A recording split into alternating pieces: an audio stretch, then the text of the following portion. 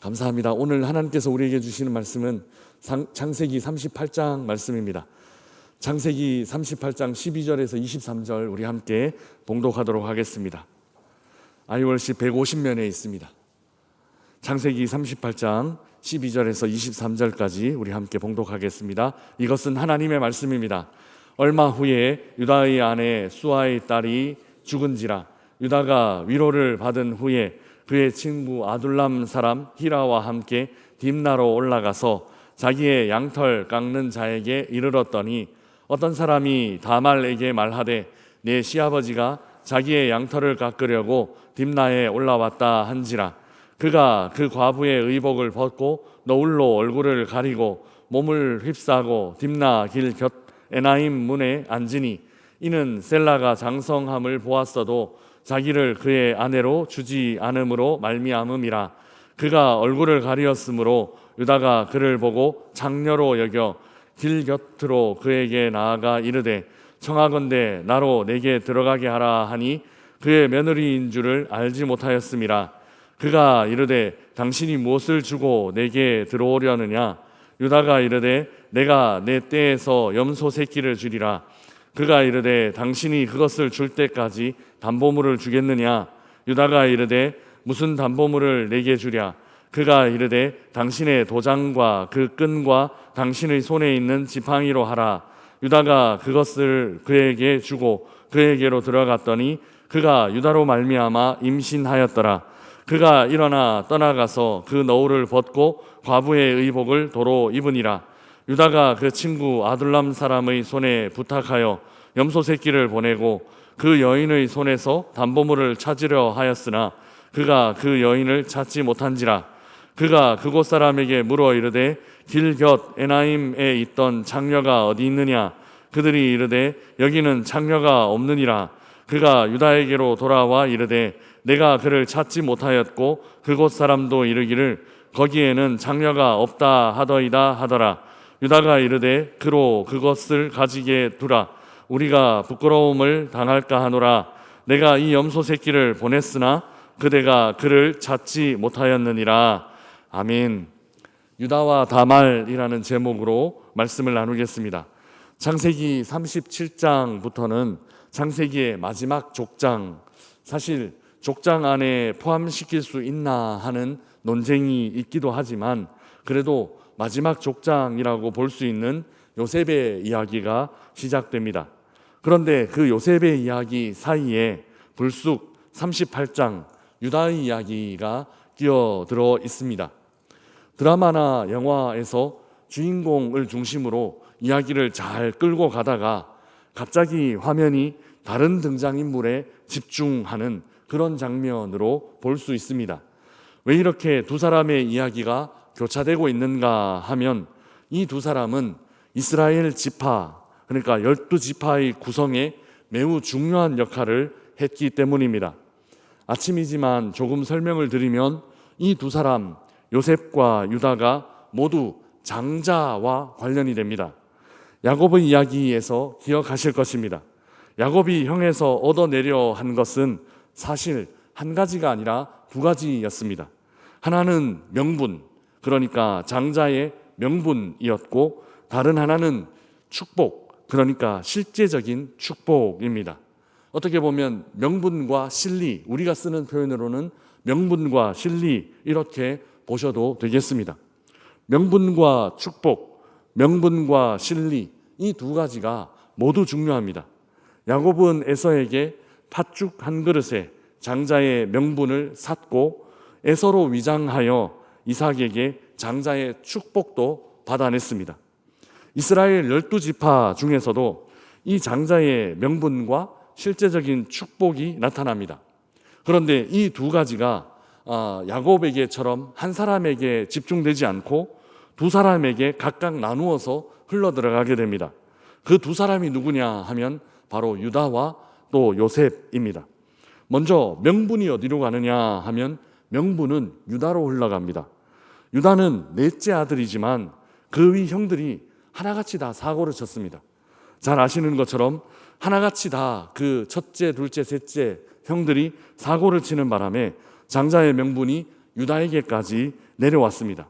이미 묵상한 것처럼 르우벤은 아버지의 침상을 더럽혔고 시므온과 레위는 디나, 그 여동생 디나를 범한 히위 족속에게 보복을 하는데, 이 보복을 위해 할례라는 그 거룩한 하나님과의 언약을 오용, 남용, 악용해버립니다. 이 때문에 첫째 르우벤, 둘째 시므온, 셋째 레위까지 장자의 명분을 잃어버리고 말았습니다.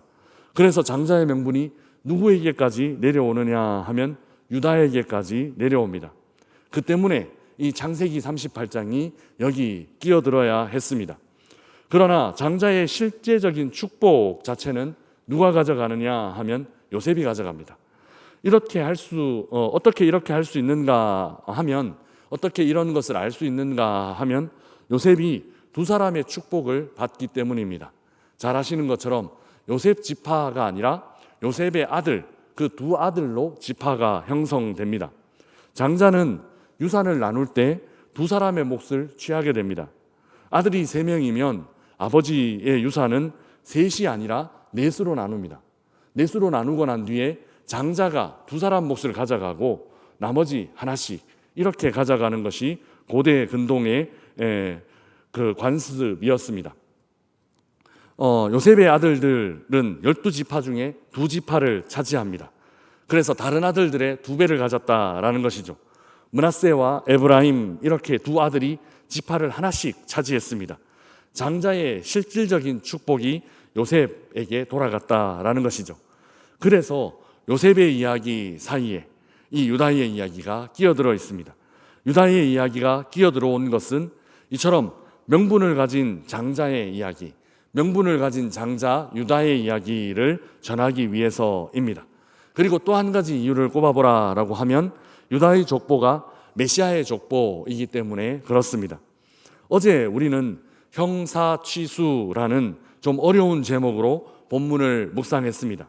형이 죽으면 그 형을 위하여 혹은 형수를 위하여 아들을 그 동생들이 낳게 하는 것이 고대의 풍습이었습니다. 오늘날 가치관으로 보면 참 말도 안 되는 그런 일이지만, 고대에는 남편이 죽은 여인, 거기다가 아들도 없는 여인이다라고 하면 그 여인은 사실 고대 사회에서 생존 자체가 그냥 잘 살고 못 살고 이런 문제가 아니라 생존 자체가 불가능했습니다.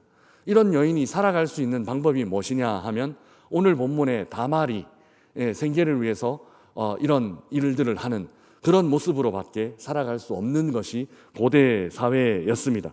이런 제도들로 소외된 사람, 힘겨운 사람, 가장 아래쪽에 있는 그 가장 어려운 사람을 보호하기 위한 어떤 사회적인 제도다, 그렇게 볼 수 있습니다.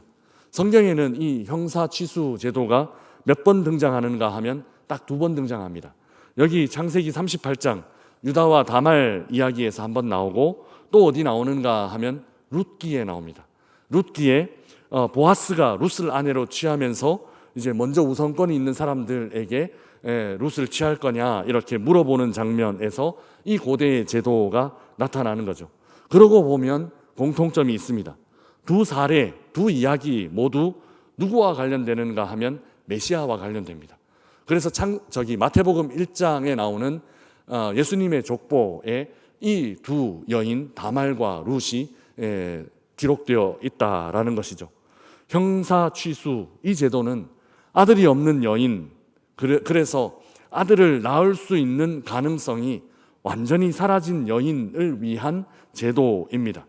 그러니 어찌 보면 소망이 끊어진 이들의 이야기라고 볼 수 있습니다. 이 소망이 끊어진 여인들의 이야기가 어디로 흘러가고 있는가 하면 인류 전체의 소망, 메시아 이야기로 이어지고 있습니다. 이것이 하나님의 놀라운 역사입니다. 소망을 잃은 여인의 이야기가 역설적으로 전 인류의 소망을 전하는 이야기로 이어지고 있다라는 것이죠. 어제 아이월십 본문에서 유다는 며느리 다말을 친정으로 보냈습니다. 수절하면서 셀라가 장성할 때를 기다리라라는 그런 명분이었습니다. 큰 아들과 둘째 아들이 이미 죽었는데 혹시 막내 아들마저 죽어버리면 어떡하나 염려했기 때문입니다. 그리고 오늘 본문은 유다의 아내가 죽은 일로 시작됩니다. 오늘 본문 12절 13절 말씀 우리 함께 읽어보겠습니다. 같이 읽겠습니다. 얼마 후에 유다의 아내 수아의 딸이 죽은지라. 유다가 위로를 받은 후에 그의 친구 아둘람 사람 히라와 함께 딥나로 올라가서 자기의 양털 깎는 자에게 이르렀더니 어떤 사람이 다말에게 말하되 내 시아버지가 자기의 양털을 깎으려고 딥나에 올라왔다 한지라. 아멘. 시아버지 유다가 딥나에 왔다라는 이 소식이 다말의 귀에도 들렸습니다. 보통의 경우라면 가까이 다니러 온 시부에게 그저 인사차 방문하는 그런 경우였을 것입니다. 그런데 그래서 이 일은 다말에게 크게 특별하거나 중요한 일은 아니었을 것입니다.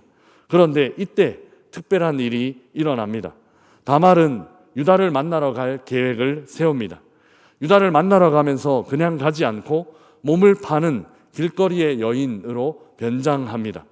자신이 누구인지 밝히지 않은 상태에서 시부와 몰래 관계를 맺습니다.